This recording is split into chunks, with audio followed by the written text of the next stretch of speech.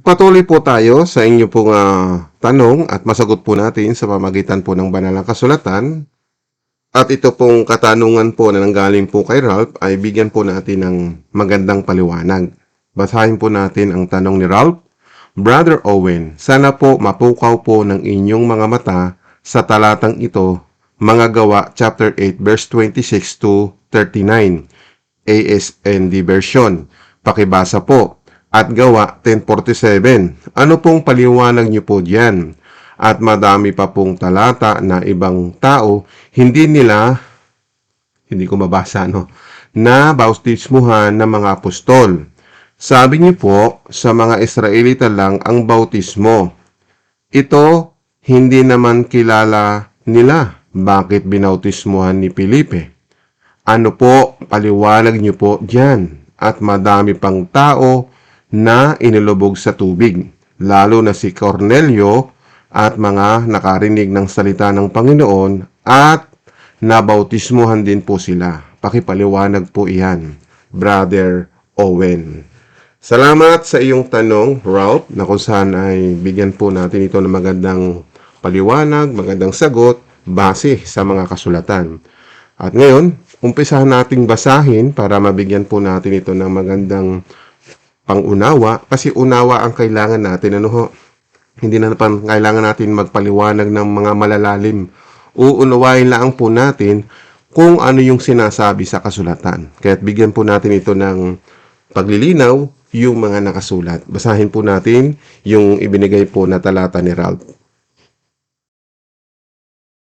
Basahin po natin sa Aklat ng Gawa, chapter 8, verse 26 hanggang 39. Sapagkat ito yung ating pag-aaralan na ibinigay po ni Ralph. Umpisa nating basahin. May isang anghel ng Panginoon na nagsabi kay Felipe, pumunta ka kaagad sa timog at sundan mo ang daan na mula sa Jerusalem papuntang Gaza. Ang daang iyon ay bihira na lang daanan. Kaya umalis si Felipe at doon ay nakita niya ang taong taga-Ethiopia. Pauwi na ito galing Jerusalem kung saan siya sumamba sa Diyos. Mataas ang kanyang tungkulin dahil siya ang pinagkakatiwalaan ng kayamanan ng Kandase. Ang Kandase ay reyna ng Ethiopia. Nakasakay siya sa kanyang karwahe at nagbabasa ng aklat ni Propeta Isayas. Sinabi ng Banal na Espiritu kay Felipe, puntahan mo at makisabay ka sa kanyang karwahe. Kaya tumakbo si Felipe at inabutan niya ang karwahe. Narinig niyang nagbabasa ang opisyal ng aklat ni Propeta Isayas. Tinanong siya ni Felipe kung naunawaan niya ang kanyang binabasa. Sumagot ang opisyal, hindi nga paano ko mauunawaan kung wala namang magpapaliwanag sa akin? Inanyayahan niya si Felipe na sumakay sa kanyang karwahe at tumabi sa kanya. Ito ang bahagi ng kasulatan na kanyang binabasa. Hindi siya nagreklamo katulad siya ng tupa na dinala sa katayan o kaya'y isang munting tupa na walang imik habang ginugupitan. Hinamak siya at hinatulan ng hindi tama. Walang makapagsasabi tungkol sa kanyang mga lahi dahil pinaikli ang kanyang buhay dito sa lupa. Sinabi ng opisyal kay Felipe, sabihin mo sa akin kung sino ang tinutukoy ng propeta, ang sarili ba niya o ibang tao? Kaya simula sa bahaging iyon ng kasulatan, ipinaliwanag sa kanya ni Felipe ang magandang balita tungkol kay Jesus. Habang nagpapatuloy sila sa paglalakbay, nakarating sila sa lugar ng may tubig. Sinabi ng opisyal kay Felipe, may tubig dito. May dahilan pa ba para hindi ako mabautismuhan? Sumagot si Felipe sa kanya, maaari ka ng bautismuhan kung sumasampalataya ka ng buong puso. Sumagot ang opisyal, oo, sumasampalataya ako na si Hesukristo ang anak ng Diyos. Pinahinto ng opisyal ang karwahe at lumusong silang dalawa sa tubig at binautismuhan siya ni Felipe. Pagkaahon nila sa tubig, bigla na lang kinuha si Felipe ng Espiritu ng Panginoon, hindi na siya nakita ng opisyal. pero masaya siyang nagpatuloy sa kanyang paglalakbay.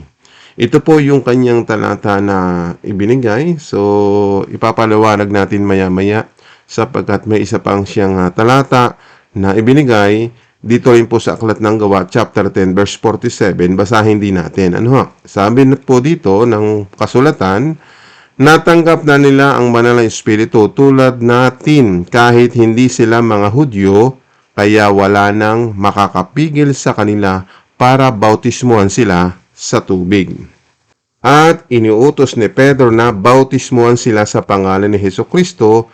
Pagkatapos noon, pinakausapan nila na si Pedro na manatili muna sa kanila ng ilang araw. Ngayon, balikan natin itong Gawa chapter 8 verse 38 para mabigyan po natin ito ng paglilinaw. Ano? Sabi po dito, pinahinto ng opisyal ang karwahe at lumusong silang dalawa sa tubig at binautismuhan siya ni Felipe. Ngayon, unawain natin ang talatang ito. Si Felipe, bagamat sila ay nasa panahon pa noong bautismo ni Juan, maaring ginaganap pa nila yan. Wala namang buong problema kung nagbabautismo man sila sa tubig. Diba? O sabihin na natin nagbabautismo sa tubig sila. Sina Pedro o lahat ng alagad. Sabihin na natin, ano? Yung bagang mga alagad nananatiling buhay para magbautismo, tanongin ko po kayo. Sila may karapatan magbautismo. Ang tanong, yung bagang sumunod na henerasyon, ginagawa ba yon para magbautismo rin sa tubig? May nabasa po ba kayo? Natapos na po iyan sa panahon nila. Bagamat sila nagbabautismo, di ba? Sabihin natin nagbabautismo sila sa tubig. O isipin natin. Sa panahon ba natin, sino po ang may karapatan na magbautismo sa tubig? Yan ang dapat yung malaman. Mag-isip-isip kayo. Sino po ang may karapatan? At yung may mga karapatan niyan, ang mga apostol niyan, pinili yan ng Diyos. Pinili ni Kristo para maging alagad.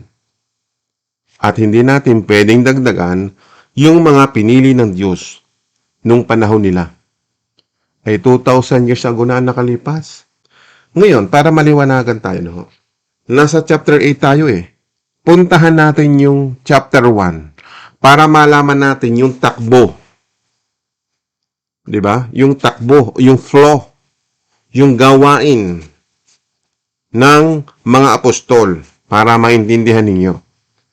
Ngayon, babalikan natin yung chapter 1, verse 2. Puntahan natin. Dito tayo muna magbasa para makakita tayo ng kasagutan.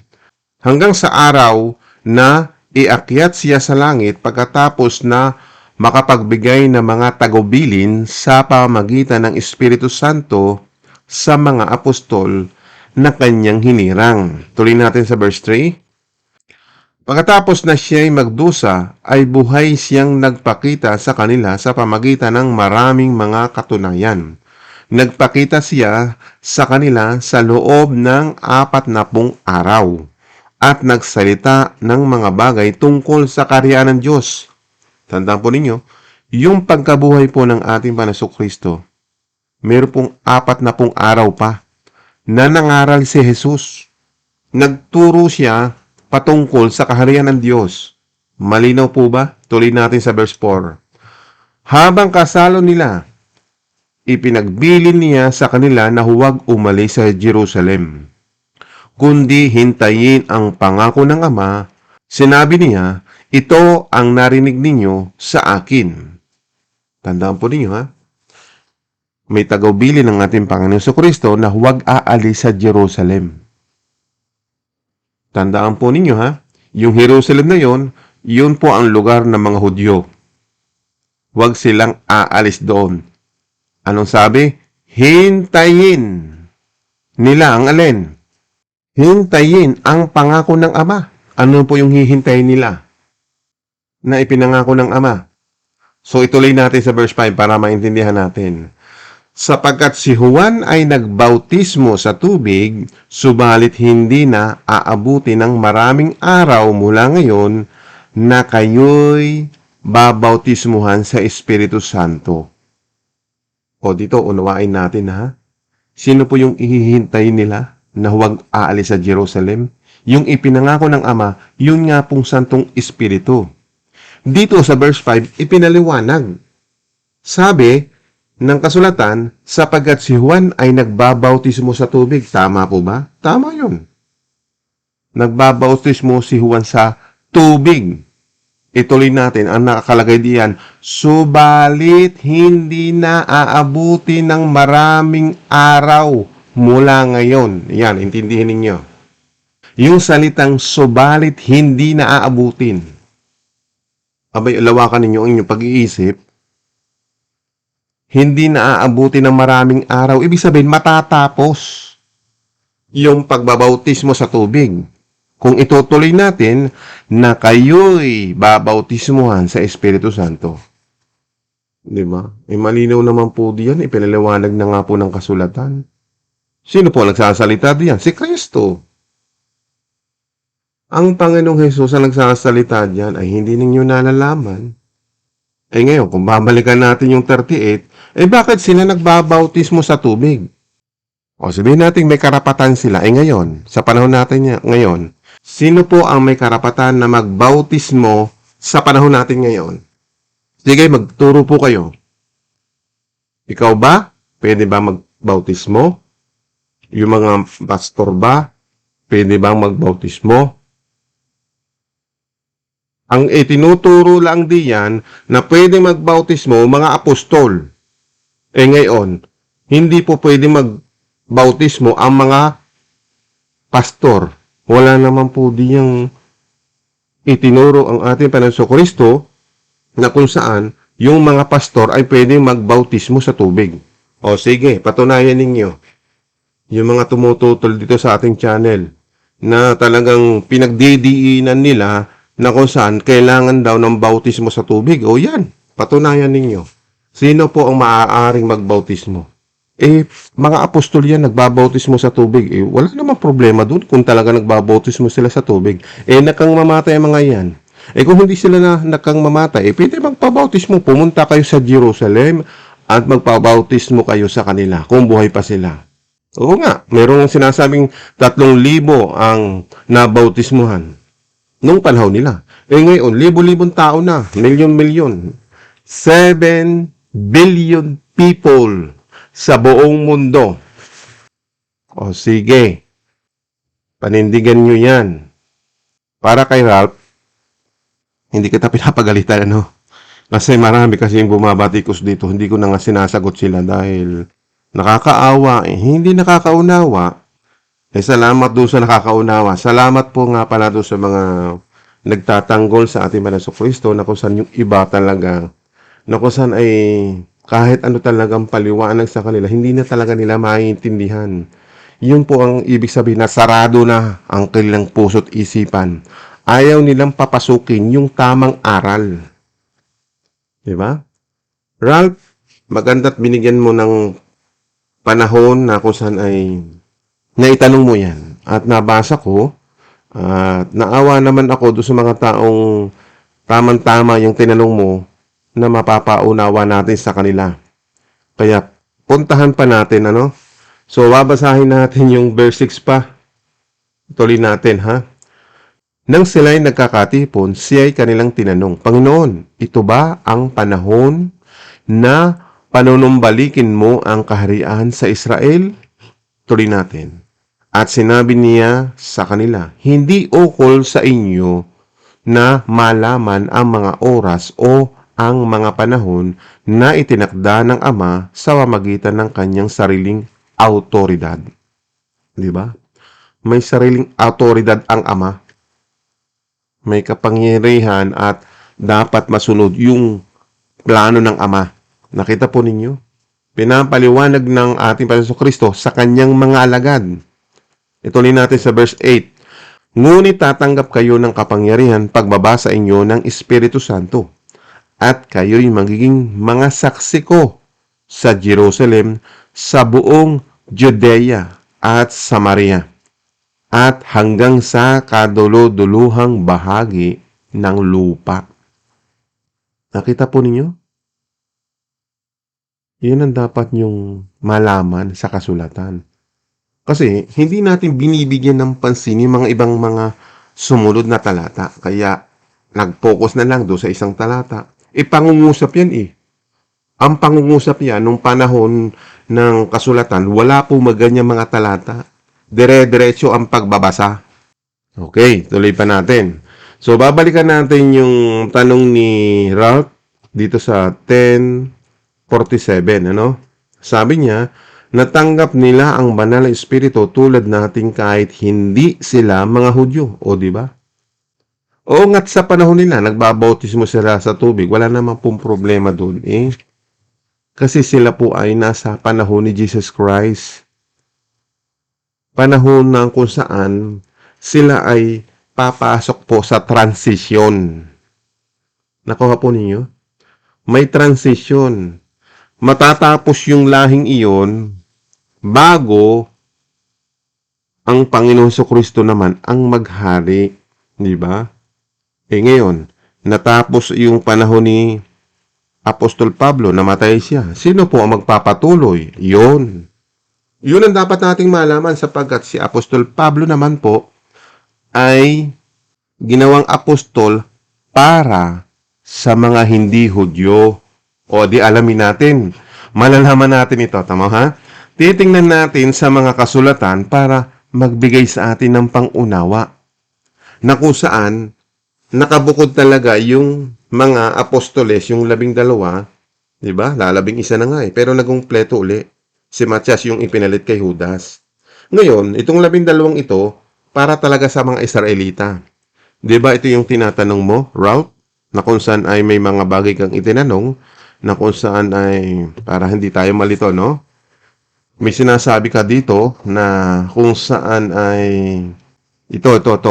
Sabi niyo po sa mga Israelita lang ang bautismo. Tandaan po ninyo, yung Hudyo talagang inutusan nga po para lang sa mga Israelita. Pero si Apostol Pablo, binigyan din po ng authority sa mga kapwa niya Hudyo, kapwa niya Israelita, maging sa mga hindi Hudyo. O di alamin natin sa mga sulat po ng gawa din po. Babalikan lang natin sa chapter 9 kasi doon natin malalaman yung pagkatawag kay Apostol Pablo na ganito naman ang tungkulin niya na ibinigay ng ating Panginoon Kristo kay Apostol Pablo. Basahin natin. Mga Gawa, chapter 9, verse 15. Pero sinabi ng Panginoon kay Ananias, tandaan po ninyo ha, Panginoon na mismo, inutusan si Ananias, isang lingkod ng Panginoong Hesus. Ang sabi po ng ating Panginoong Hesus kay Ananias, lumakad ka dahil pinili ko siyang maglingkod sa akin para ipakilala niya ako sa mga hindi Hudyo. O di ba? Dito natin malalaman. Narito yung mga impormasyon ng mga hindi Hudyo o mga hindi Israelita. Hindi tayo Hudyo, hindi tayo Israelita. Nasa kay Apostol Pablo ang mga impormasyon na kung saan ano ang mga dapat nating gawin sa paglilingkod sa Diyos. Yan ang dapat nating malaman, ano? Ulitin ko ha, para maintindihan natin. Para ito yung gawain po ni Apostol Pablo. Sabi po ng Panginoong Hesus kay Ananias na inutusan, ang sabi po ng ating Panginoon, lumakad ka dahil pinili ko siyang maglingkod sa akin para ipakilala niya ako sa mga hindi Hudyo at sa kanilang mga hari at sa mga Israelita. Di ba't malinaw po na kung saan ang ating Apostol Pablo? Diyan natin makikita. Ngayon, ang tanong, doon sa kanyang mga tinuruan na mga hindi Hudyo, sino-sino yon, di ba? Si Timoteo, hintil po yun. Si Pilimon, hintil po yun. Si Tito, hintil po yun. Ang tanong, yan natin malalaman. Nagbautismo ba sila sa tubig? O, di ba? Iba yung paraan ng mga apostol, bagamat sila nagbabautismo sa tubig. Naturalmente, kung kahit bautismohan sila nila ang kahit hindi Hudyo o ano, may karapatan sila magbautismo. Sabihin na natin may karapatan. Kasi nababasa naman. Pero ang tanong, tayong mga hindi Hudyo, ano yung mga bagay na dapat nating gawin? inutusan ng mga apostol, sila po yung mga Hudyo, di ba? Tayo naman. So, titingnan natin, ano ang inutos ni Apostol Pablo sa mga hindi Hudyo? So, pupuntahan natin muna kay Tito. Meron bang itinuro ang Panginoong Hesus kay Tito? Meron bang itinuro kay Pilimon at kay Timoteo? At doon sa mga lugar, sa mga taga-Epeso, Pilipos, Colosas, sa Corinto, yan. Doon natin malalaman. Okay? Ngayon, dahil baguhan si Apostol Pablo, maaaring nagbabautismo pa siya nung panahon yun. Pero later on, nung siya ay matagal na sa paglilingkod sa Panginoon, hindi na niya ginanap yung pagbabautismo. Makikita natin, nung simula nang siya ay nangangaral, may sinabi po siyang may ilan siyang nabautismuhan. At bukod doon, wala nang siyang nabautismuhan. Nakita po ninyo? Kaya dapat alam nyo ang kasulatan. O di ba basahin natin? Basahin po natin sa kanyang mga sulat na kung saan mayroon siyang ilan na nabautismuhan. Ito ang sabi po niya sa kanyang mga sulat. Sulat ni Apostol Pablo dito sa unang Korinto chapter 1 verse 14. Salamat sa Diyos at wala akong binautismuhan sa inyo maliban kina Crispus at Gaius. Tandaan po ninyo, no? Kung talagang nangangaral si Apostol Pablo, dapat lahat ng kanyang pinapangaralan ay binautismo niya. Bakit niya sinabi ito na kung saan ay, salamat sa Diyos, wala akong binautismuhan sa inyo, maliban kina Crispus at Gaius. Tuloy natin sa 15 kasi baka magkaroon tayo ng iba pang information na makikita natin, ano? Kaya walang makakapagsabing binautismuhan ko kayo sa pangalan ko. Binautismuhan ko rin pala si Estepanas at ang kanyang pamilya. Maliban sa kanila, wala na akong natatanda ang binautismuhan ko. Sapagkat hindi ako isinugo ni Kristo upang magbautismo, kundi upang mangaral ng magandang balita. At hindi ko ito ginagawa sa pamagitan ng mahusay na pananalita at karunungan ng tao upang hindi mawalan ng kapangyarihan ang pagkamatay ni Kristo sa krus. Naintindihan po ninyo? Yan, malinaw po. Ulitin ko ha, sapagkat hindi ako isinugo ni Kristo upang magbautismo. Tandaan po ninyo ha. May karapatan ba si Apostol Pablo na magbautismo? Yan, Apostol Pablo na yan. Pinili ng Diyos sa mga hindi Hudyo, maging sa mga Hudyo o Israelita, o yan. Pero nung una, nagbabautismo siya. After noon, wala na. Kaya nang itinuro niya kana Tito, kana Timoteo, kana Pilimon, wala kayong mababasa na si Tito, si Pilimon ay nagbautismo. Para i-transfer na ito, ilaganap ninyo ang pagbabautismo sa tubig. Basahin ninyo. Kung may mababasa kayo, di gawin ninyo. Kasi nakasulat eh. Magtiyaga kayo magbasa. Baka hindi kayo nakakabasa. Wala kayong mababasa na si Tito ay nagbautismo, si Pilimon, isang hintil, si Timoteo, isang hintil, si Tito, isang hintil. Tingnan ninyo kung sila'y nagbautismo. Hindi ikaw ang aking pinapatamaan, no? Kasi nga po, isinama ko itong version nito, marami kasing sumasalong at doon sa salitang bautismo. Kasi ayoko nang banggitin ng mga pangalan na yan. Sabi naman nila, sumusubaybay sa ating mga itinuturo yan. Pag meron pa silang itututol diyan, ay uwang ko na. Kasi hindi sila naliliwanagan sa mga aral at turo ni Kristo na kung saan yung bautismo ang matatanggap ng tao na kung saan magabayan sila para mamuhay na may kabanalan, sumunod sa paraan at utos ng Diyos. Kasi akala nga nila yung bautismo, tubig. Oo, tubig. Sa panahon po ng mga apostol. Pero pagdating po ka na Tito, yan, may sulat sila, tinuruan niya ni Apostol Pablo. At dito na nga po nahinto nung sinabi niya na sapagkat hindi ako isinugo ni Kristo upang magbautismo, kundi upang ipangaral ang magandang balita. Puntahan nga natin sa ibang salin, ADB, sapagkat hindi ako sinugo ni Kristo upang bumautismo, kundi upang mangaral ng Ebanghelyo. Yan, nangangaral ng Ebanghelyo, ng mabuting balita. Isa pang salin, baka naman hindi tayo pa nakakaunawa. Sapagkat hindi ako isinugo ni Kristo upang magbautismo, kundi upang ipangaral ang magandang balita. Isa pang salin.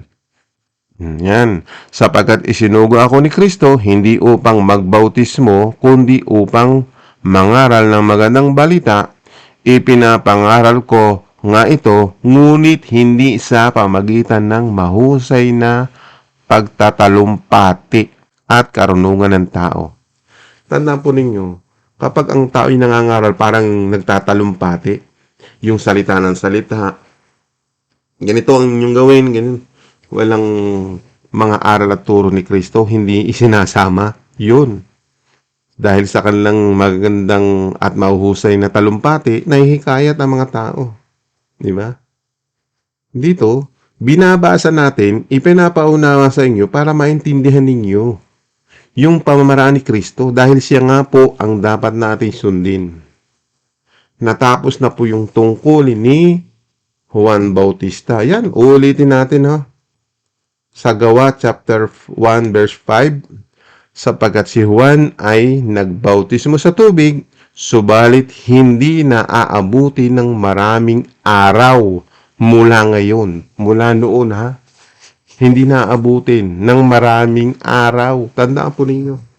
Matatapos talaga eh. Hindi na aabutin ng maraming araw. Di ba? Tapos na nga eh. Eh ngayon, kung nagpapatuloy po ang mga apostol sa pagbabautismo, wala naman tayong pakialam dun eh.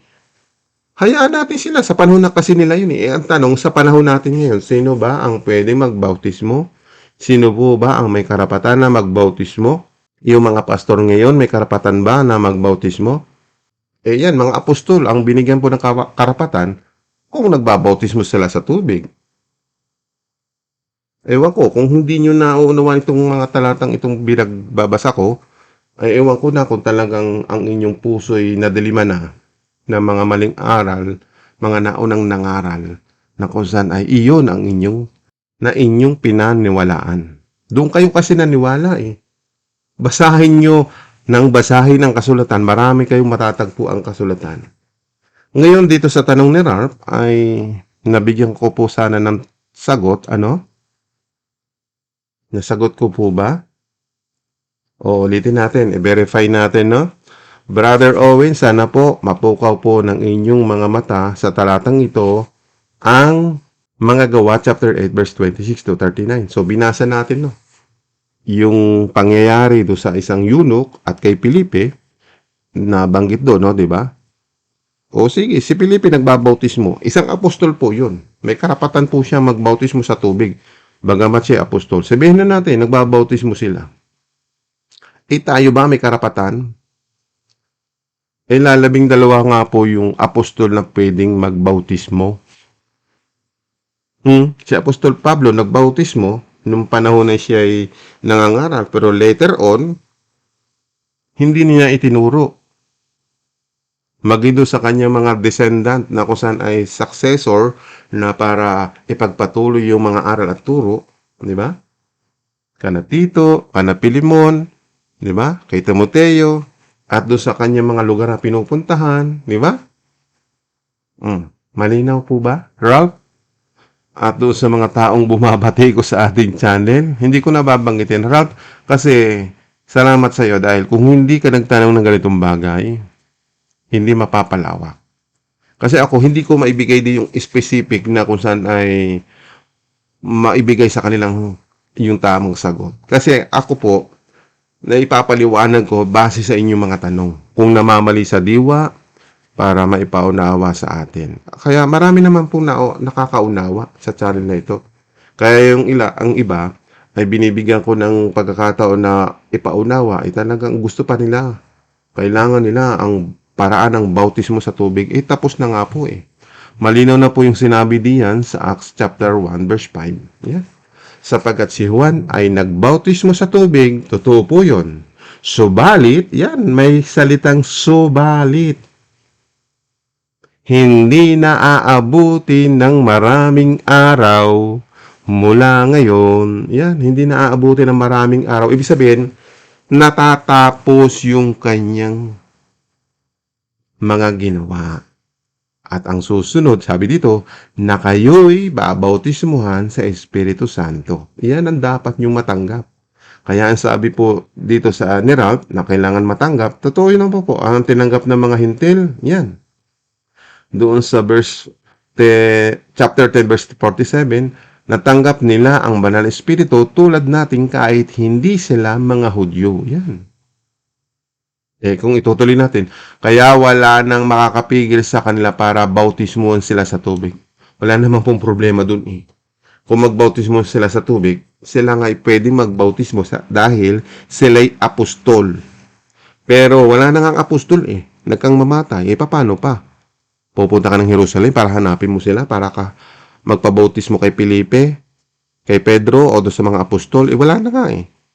Kung si Kristo ang iyong tatanungin, at gusto mo sumunod sa kanyang pamaraan at utos, meron kang banal na espiritu para maggabay sa iyo at makalakad ka sa kabanalan, sa katwiran, at para maging mabuting tao ka kung ikaw ay may paggabay ng Santong Espiritu. At kung itutuloy natin po sa verse 48, ito. At iniutos ni Pedro na bautismuhan sila sa pangalan ni Hesukristo.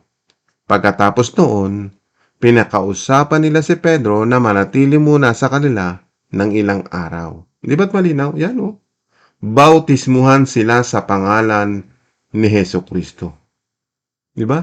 Di ba't nabasa din natin ito doon sa ating pinag-aralang kahapon na kung saan doon sa chapter 2 verse 38, di puntahan din natin ano. Ganyan din ang sinabi ni Pedro. Kaya pag hindi tayo nagmamasa ng kasulatan, hindi nating itinatanim sa ating puso't isipan, ay madadaya nga ang bawat isa sa inyo. Tingnan din natin ito. Ito, verse 10 ha. Balikan natin yung chapter 2. Ha? Ito ay chapter 10 na binasa natin. Balikan natin yung chapter 2. O ito po. Sabi po ni Pedro, sumagot si Pedro sa kanila, magsisi ang bawat isa sa inyong mga kasalanan at magpabautismo sa pangalan ni Hesukristo at mapapatawad ang inyong mga kasalanan at matatanggap ninyo ang regalo ng Diyos na walang iba kundi ang banal na Espiritu. Di ba't malinaw? Di ba? Ang layo-layo ng agwat, ang dami nang nangyari. Dito sa chapter 2, tapos pupunta tayo ng chapter 10, di ba? O yan, di ba? Ganon din ang sinabi ni Apostol Pedro. Kaya kayong mga namamali sa diwa, ay di bahala ho kayo. Kung gusto nyong gawin yung mga bagay na hindi na pinapagawa, di hayaan natin sila. Ito ipinaliwanag ko ng maayos, napakalinaw, napakaganda, hindi nanggaling sa aking kokote. Binasa ko, hinanap ko sa mga kasulatan, alang-alang doon sa mga taong ayaw tumanggap ng katotohanan. Baka sinasabi pa nila, humahatol daw ako, ay hindi nga po yung paghatol. Itinutuwid ko kayo para maitama ang inyong maling paniniwala, yung maling pananampalataya. Gusto mo bang malaman? Basahin natin sa mga sulat ni Apostol Pablo kay Tito para mabigyan tayo ng tamang diwa. Kaya sinasabi ko muna kitang kaibigan, kung gusto mo maging kapatid kita sa pananampalataya, unawain mo itong sinasabi ni Tito. Isang hintil ito ha. Ito, puntahan natin yung verse 2. Sa verse 2 na po tayo. Kasi kung pupuntahan natin ng verse 1, sige puntahan natin yung verse 1 para makita ninyo na kung saan kay Apostol po galing itong sulat para malaman natin na sinusulatan si Tito na isang hintil. Basahin natin dito sa umpisa. Mula kay Pablo, na lingkod ng Diyos at apostol ni Hesukristo, sinugo ako ng Diyos upang patibayin ang pananampalataya ng kanyang mga pinili at ipaunawa sa kanila ang katotohanan tungkol sa uri ng buhay na katanggap-tanggap sa Kanya. Ituloy po natin. Ang pananampalataya at pangunawang ito ang siyang nagbibigay sa atin ng pag-asa na makakamtan natin ang buhay na walang hanggan. Ang buhay na ito'y ipinangako na ng Diyos bago pa man niya likhain ang mundo at hindi siya nagsisinungaling. At ngayon na ang panahon na itinakda niya upang maihayag ang kanyang salita tungkol sa buhay na ito. At sa akin, ipinagkatiwala ng Diyos na ating tagapagligtas ang pangangaral ng salitang ito. Mahal kong Tito, ito po ang payo ni Apostol Pablo, no? Ito na, dito tayo magsisimula para makita natin itong si Tito ay isang hintil. Sinusulatan po ni Apostol Pablo para maintindihan ng mga hindi Hudyo. Tulad mo, hindi ka Hudyo. Tulad ko, hindi ako Hudyo. Unawain natin ito. Mahal kong Tito, aking tunay na anak sa iisang pananampalataya. Sumainyo nawa ang biyaya at kapayapaang galing sa Diyos Ama at sa ating tagapagligtas na si Hesukristo. Iniwan kita sa Krete upang tapusin ang mga gawaing hindi ko natapos, gaya ng bilin ko sa iyo na pumili ng mga namumuno sa iglesia sa bawat bayan. Piliin mo ang may magandang reputasyon, isa lang ang asawa, ang mga anak ay mananampalataya, at hindi napaparatangang magulo o matigas ang ulo. Sapagkat kailangang maganda ang reputasyon ng isang namumuno bilang tagapangasiwa sa gawain ng Diyos. Dapat ay hindi siya mayabang, hindi mainitin ang ulo, hindi lasenggo, hindi basugolero, at hindi gahaman sa pera. Salip, dapat bukas ang kanyang tahanan sa kapwa, maibigin sa kabutihan, marunong magpasya kung ano ang nararapat, matuwid, banal at marunong magpigil sa sarili. Dapat ay pinanghahawakan niyang mabuti ang makapagkakatiwalaang mensahe na itinuro sa kanya upang maituro rin niya sa iba at maituwid ang mga sumasalungat dito. Kung titingnan po ninyo, nahahawig yung ating iniaaral, no? Ulitin natin, sabi po dito, dapat ay pinanghahawakan niyang mabuti ang mapagkakatiwalaang mensahe na itinuturo sa kanya upang maituro rin niya sa iba at maituwid ang mga sumasalungat dito. O, di ba? Paano ko po sasabihin sa inyo kung mali kayo? Kaya nga po, para itutuwid kayo, sumasalungat kayo, di ba? Kaya nga salamat doon sa mga supporter natin. Nakita ko doon sa mga message na o sa mga komento na kung saan ay tinutulungan natin, pinagtatanggol natin yung aral at turo ni Kristo. Doon sa mga taong namamali sa diwa, pinagpipilitan nila yon, ano, di ba? Kaya salamat po sa inyo dahil nataniman kayo ng mga katotohanan na kung saan ay panghawakan natin. Kasi hindi nang ituturo natin, di ba? Nang sa ganun, doon sa mga sumasalungat, ay maituwid sila. Tuloy natin sa verse 10. Sapagkat marami ang hindi naniniwala sa aral na ito, lalo na ang mga grupong ipinipilit na magpatuli ang mga mananampalataya. Walang kabuluhan ang kanilang mga sinasabi at mga mandaraya. Parang ganito rin, no? Na kung saan, yung sinasabi yung pinipilit na magpatuli, parang dito sa ating pag-aaral, bakit baka pinipilit na magpabautismo ang mga tao? Tapos na nga po yung mga aral at turo na kung saan ay lipas na yung sinasabi doon sa Acts chapter 1 verse 5. Nakuha po ninyo? Babalikan natin, no? Para maunawaan lang ng lahat itong sinasabi dito na kung saan sapagkat si Juan ay nagbabautismo sa tubig, subalit hindi naaabuti ng maraming araw mula ngayon. O, di ba? Hindi naaabutin. Natatapos nga po eh. Sapagkat sila ay gusto pa rin nila, hayaan na nga natin. Kawawa yung mga hindi nakakaalam. Sige, magpabautismo sila. Kaya nga, doon sa mga nakakaunawa, na nakahanda na gustong magpabautismo doon sa mga bawat iglesia, di hayaan natin. Pero salamat doon sa gustong matuto sa aral ni Kristo, yan. Pag-aralan nyo muna para hindi kayo mataniman ng mga maling aral. Katulad nung iba, talagang pinagpipilitan nila, pinagdidikdikan, di ba? Na kung saan sinasabihan tayong sinungaling, sinasabihan tayong bulaan, ay wala tayong magagawa.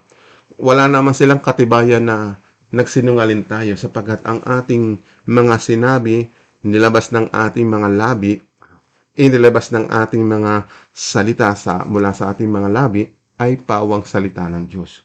Kaya hindi ito mahaluan ng kasinungalingan. Kasi yung sinasabi natin, pawang katotohanan. Ngayon, balikan natin itong verse 10. So, malinaw po ba dito? Na kung saan yung mga iba ayaw maniwala sa mga aral ni Kristo, pinagpipilitan pa nila yung mga bagay na tapos na, ay ang gusto ng Diyos, ay yun ang ating susundin. Amen po ba? Ngayon, tuloy pa natin sa verse 11. Kinakailangan pigilan sila. Yan. Kaya nga po ako'y nagkakaroon po ng ganitong pagpupursige na maipaunawa sa kanila na yung mga bagay na hindi na dapat gawin ay wag na nating ipagpilitan pa. Ulitin natin itong verse 11, napakaganda.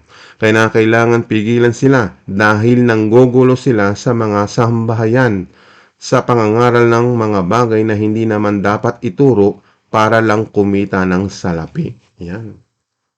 Nakita po ninyo? Kaya nga po, pinipilit kong maipaunawa sa kanila para hindi naman gulo. Kasi baka doon sa mahihina sa pananampalataya, mapaniwala doon sa kanilang mga sinasabi. Kasi nga, laganap kasi sa buong mundo na kung saan yan ang ginaganap nila, na kailangan magpabautismo sa tubig.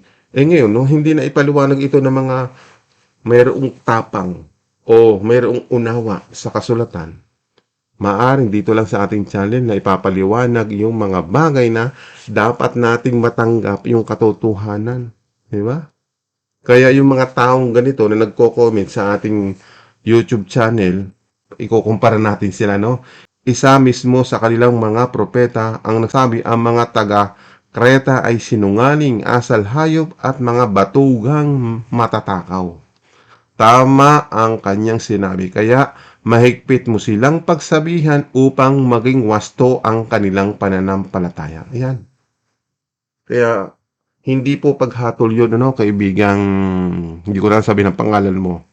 Maraming nakakabasa sa iyong comments dito sa ating comment section. Hindi yun mabubura at hindi ko yun buburahin sapagkat sinasabi mo, na kung saan ay mali yung mga aral at turo ko. Yan. Tama ang kanyang sinabi, kaya mahigpit mong silang pagsabihan upang maging wasto ang kanilang pananampalataya. Di ba? Maling-mali. Kailangan daw magpabautismo sa totoong iglesia. Iyon ang tinutukoy niya sino ba yung totoong iglesia? Kung ikaw'y totoong iglesia, di pwede magpabautismo sa iyo. Kasi ang tinatawag na iglesia, mga tao. Kaya nga, hindi po tayo maaaring magbautismo kung sa paraan pa ng tubig. So, lipas na po yun, sa paraan po ni Kristo, ang kanyang kaparaanan ay bautismo sa Espiritu Santo. Malinaw po ba? Yan ang dapat ninyong malaman na kung saan yung mga bagay na hindi nyo naunawaan kasi nataniman na kayo Mahirap nang bunutin kung malalim na ang ugat. Diba? Yan ang mga taong hindi natin kayang ipaunawa ng dikdikan. Bahala na ang Diyos sa kanila.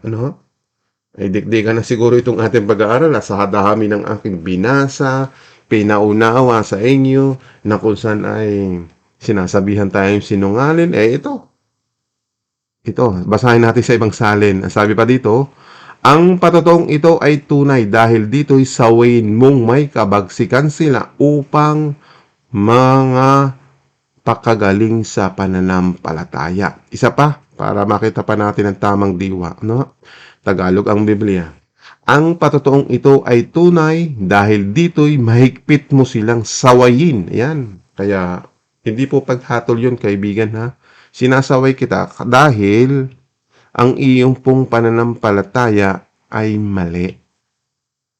yung gusto mong mga bagay na dapat gawin, ay hindi kami pwedeng sumunod. Kung yun ang iyong paraan, okay, go ahead. Kami, itinuturo lang namin kung ano yung dapat at nararapat namin gawin. Kasi utos ng Panginoon eh. Yun ang aming sinusunod. Hindi para kami ay magpasakop sa iyong kagustuhan. Kung iyan ang gusto ninyo, di go ahead. Gawin ninyo. Di ba? Kami naman ay sumusunod kami sa paraan ni Kristo. Kaya lahat ng nakakaunawa dito, yun ang aming pangahawakan. Hindi galing sa inyong kokote. Magpaliwanag nga kayo. Gumawa kayo ng sarili nyong channel. Doon kayo magturo. Magpaliwanag kayo. Huwag kayo bumatikos. Magturo din kayo ng katotohanan. At least, kung katotohanan inyong ituturo, maraming maniniwala sa inyo. Di ba? Kaya kung gusto ninyo, kumuha tayo ng mga nangangaral ngayon. Mag-obserba tayo. Magkaroon tayo ng video reaction para makita natin kung alin ang kanilang itinuturo ba'y nasa ayon sa mga aral at turo ni Kristo. Kung hindi, yung nangangaral na yon ay sinungaling. Ano? Paghandaan natin yan. Sana magawa natin dito sa ating YouTube channel na magkaroon tayo ng video reaction para magkaroon tayo ng pagkukumpara kung sino yung nangangaral ng totoo, kung sino yung nangangaral ng kasinungalingan, para hindi kayo madala ng mga magagaling ng kanilang mga pananalita, magaling sa Englishan, di ba? Mga fluent sa English, di ba? Dito, purong Tagalog lang tayo. Hindi tayo magaling sa ganung bagay, pero meron naman tayong diwa na nakakaunawa sa mga sinasabi ng kasulatan. Amen? Sana po'y nagbigay muli ako sa inyo ng maliwanag na pangunawa. So, recap po tayo. Ngayon, balikan po natin yung tanong ni Ralph. Ralph, thank you sa iyong tanong. So, hindi para ikaw ang binabati ko, ito ay general para sa lahat. Kasi sa tanong mong ito, sana hindi ka rin katulad nila na kung saan ay bumabatikos. At least ang tanong mo, gusto mo lang na malinawagan. Gusto mo lang na maliwanagan ka, maunawaan mo yung mga bagay na yung bang paglubog sa tubig, di ba? Bautismo. Wala naman po tayong magagawa ko ang mga apostol sana ay buhay pa, pwede tayong pumunta doon at magpabautismo. Kasi sila po yung may karapatan. Namatay sila. Di ba? So, wala na tayong bagay na dapat ganapin yan. At malinaw naman ang sinasabi doon sa Acts chapter 1 verse 5, di ba? Kung babalikan natin yun, no?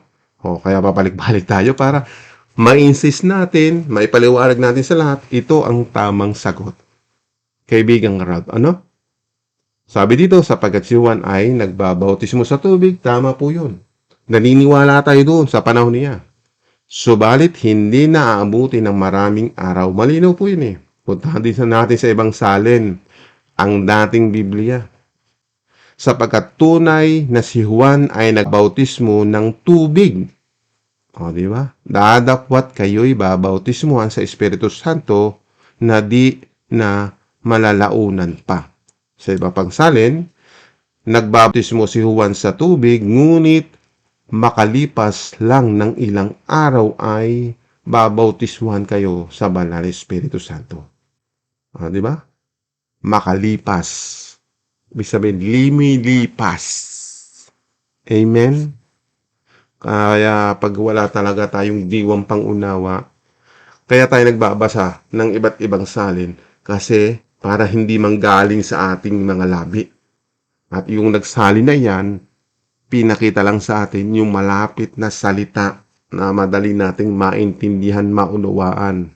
Kasi kung i-Englishin natin, katulad dito, babasahin natin. Di ba? For John baptized with water, but you will be baptized with the Holy Spirit not many days from now. Di ba? Parang ganun din. Hindi na maraming araw ang pagbabautismo sa tubig. Yan.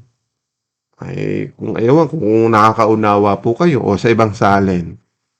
Di ba? GNT. Anong meaning ba? Good News Translation. John baptized with water, but in a few days, you will be baptized with the Holy Spirit. Di ba't malinaw? Patay na nga po si Juan. Nung sabihin po itong talatang ito, di ba? Nagpapaalam siya sa kanyang mga alagad ay aakyat na siya sa langit. Amen? Nakuha po ninyo. Sana walang nasaktan kundi nabuksan ninyong kaisipan, naunawaan po ninyo. Kaya kung pwede lang po, paki-like naman po ng ating channel. Paki-subscribe na rin po kung naunawaan ninyo. Eh kung ayaw nyo tanggapin ang aral na ito, pwede kang mag-unsubscribe. Pwede kang umalis kung ayaw mo ng aral na ito. Di ba? Nang sa ganun, hindi ka makakakuha ng mga updates sa channel na ito. Hayaan ka naming mapahamak ka. Pero kung gusto mo na hindi mapahamak ang iyong buhay, sumunod ka sa paraan ni Kristo. O, di ba? Ito lang ang masasabi ko sa inyo, mga kaibigan ko, lalong-lalong sa mga kapatid ko sa pananampalataya na kung saan ay natanggap nila yung katotohanan, panghawakan po natin at ito ang magiging katibayan natin upang tayo iligtas ng Diyos sa tamang aral.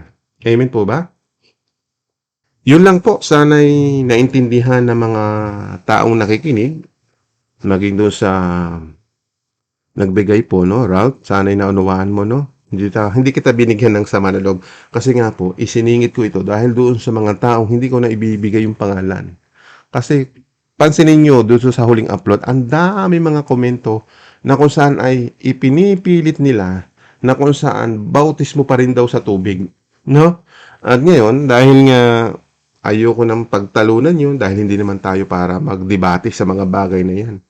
Ay di bahala silang magbigay ng mga comment na kung saan ay bula ang propeta daw tayo, ay baka bumalik yung salita nila sa kanila. Baka sila maging bulaan dahil nga binabati ko yung katotohanan na nakasulat.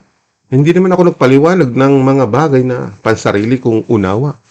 Di yan, binasa lang natin at binigyan lang natin ng diwa na kung saan makita natin sa bawat parte. Kasi hindi binabasa ng buo ang kasulatan. Kaya lang, idinitalye natin saan ba nanggaling yun, kanino ba dapat gawin yun, at sa panahon natin ngayon, dapat ba natin gawin? Ang tanong, dapat ba natin gawin sa panahon natin ngayon ang pagbabautismo sa tubig? At yan ay, ang pagbabautismo ngayon ay sa panahon nila. Eh natapos sila, nagkang mamatay. Eh kung hindi sana sila namatay, ay di pwede tayong pumunta doon sa Jerusalem at magpabautismo tayo kay Felipe, kana Pedro. At ito pa, idagdag po natin itong Mateo chapter 28 verse 18, 19 hanggang 20. Kasi po, mayroon pang isang tao dyan na makulit, matindi pa rin ang kanyang pagkagilty na gusto pa rin niyang gawin ang mga bagay na ito. Bigyan natin ito ng pangunawa, no? Basahin natin. Lumapit sa kanila si Jesus at sinabi, ibinigay sa akin ang lahat ng kapangyarihan sa langit at sa lupa. Ituloy natin sa 19. Kaya puntahan ninyo ang lahat ng mga lahi at gawin silang mga tagasunod ko. Bautismuhan nyo sila sa pangalan ng Ama at ng Anak at ng Banal na Espiritu. Turuan nyo silang sumunod sa lahat ng inuutos ko sa inyo at tandaan ninyo, lagi ninyo akong kasama hanggang sa katapusan ng mundo. Ay ito pa, hindi pa nila nauunawaan, kaya bibigyan din natin ito ng paglilinaw. Tandaan po ninyo, balikan natin muna yung 18. Di ba't sinasabi dito, ibinigay ng Ama yung kapangyarihan kay Jesus na mamahala? Malinaw po, no? Na kay Jesus na nga po yung authority na ibinigay ng Ama kay Jesus. Tapos, nung nabubuhay pa ang mga apostol, di ba't ang inutusan laang ay yung mga apostol o malinaw po? Malinaw dyan sa talatang iyan, nung babalik na po ang Panginoong Hesus sa Ama, di ba? Aakyat na sa langit. Ito ang tagubilin doon sa 11 alagad. Wala na si Judas Iscariote. Na 11 na po yung kanyang pinagsasabihan. O di ba't malinaw, ang pinagsabihan lang ay yung 11 alagad. Bakit mo isaasali ang sarili mo na ikaw rin ay may karapatan na magbautismo sa pangalan ng Ama? Di ba't marami ngayon? nagbabautismo, ginagamit itong salitang ito. At iyan lang ang tatanggap niyan, yung 11 alagad. Naku po, ang hina niyo talagang umintindi. Salamat doon sa nakakaunawa. Nabigyan sila ng Espiritu ng Diyos para hindi sila mapahamak. Salamat sa lahat ng nakinig at nakaunawa na kung saan yung iba'y ginagamit ito para manligaw sa mga walang muang sa kasulatan. Purihin ang Diyos at tayo nakaunawa upang hindi tayo madaya ng mga nanlilinglang. Purihin ang Diyos sa ating mga buhay dahil tayo po'y nakaunawa. Na kung saan ay maturuan tayo na sumunod sa kanyang mga utos. Amen? Yan. Kaya tuturuan din nila kahit hindi Hudyo, di ba? Kaya nga po sila nagbautismo rin sa mga hindi Hudyo, yung sinasabi po ninyo. Yan. Iisa rin po yung turo na galing kay apostol, iisa rin pong turo yung mga galing sa mga apostol, iisa ang pinanggalingan yung aral at turo, galing yun sa Ama. Nabitbit ng anak para maiparating sa buong mundo. Kaya lahat nung nakatanggap ng aral ni Kristo, yan po ang inyong ikaliligtas. At iyan din ang ating ipanlalaban sa mga taong sumisira sa katotohanan. Purihin ang Diyos sa ating mga buhay. Di ba? Yun. That's it. Tapos na ang usapan. Malinaw po ba? O yan. Sana nakapagbigay muli tayo ng paglilinaw sa mga taong naliwanagan, pero doon sa mga taong hindi tumanggap, alam ko, nasaktan na naman sila ng kanilang damdamin. Ang ipagpipilitan pa rin nila yung gusto nila. Ay di hayaan natin sa gusto nila. Gawin nila yung mga bagay na gusto nilang gawin.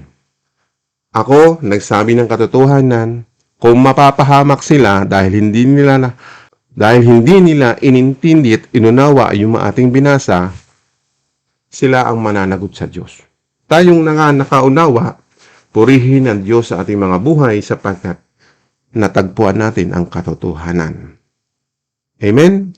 Muli nating ibalik sa Diyos ang kapurihan, kadakilaan, at kapangyarihan at pag-ibig na hindi kukupas. Salamat po sa ating Diyos Ama, maging sa kanyang bugtong na anak na si Jesucristo. Purihin natin ang Diyos. Hanggang sa muli po na ating po pag-aaral. To God be the glory. Amen.